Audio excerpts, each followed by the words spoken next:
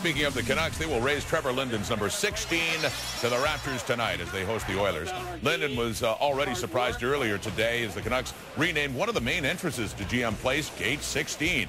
The former captain is the franchise leader in games played and assists, and he will join Stan Smeel as the only other player in team history to have his number retired. I can't begin to say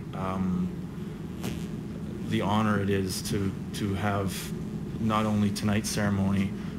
For a player, it's extremely special. It's one of the most special moments in sports. So that, and now this morning, which was a complete surprise, it's really an amazing day.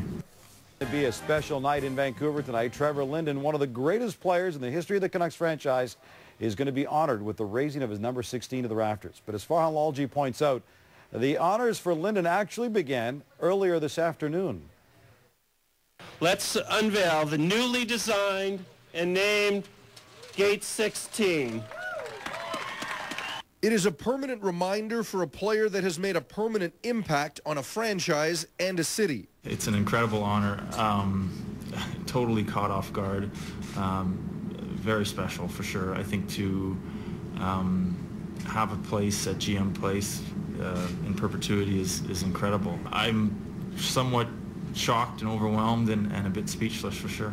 Friends and family, NHL Commissioner Gary Bettman, and other guests will be attending tonight for a ceremony that will last close to an hour. And for Linden, containing his emotions won't be easy.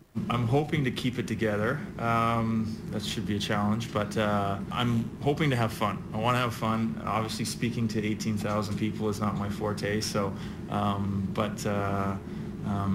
you know, I think it's going to be a fun night. He's not a guy who really likes the limelight so much, but he's forced into it here today, and it'll be a lot of fun. It'll be, you know, a perfect, I guess, almost in a sense, ending to a career. You know, a jersey going up, and so I'm sure you have a lot of emotions as that goes up. This is only the second time this season that Linden has attended a game. Now, as for his future in the game, there have been some teams around the league that have contacted him to gauge his interest. And while Linden would not rule out a return to hockey, he's just not there yet. I've had some conversations with different people. I think for me right now, I'm in a period where I'm trying to figure out what works best for me. I'm not sure exactly what that is right now, but I've kind of promised myself that I'd take a year or two and try to figure out what that is. Farhan Lalji, TSN, Vancouver.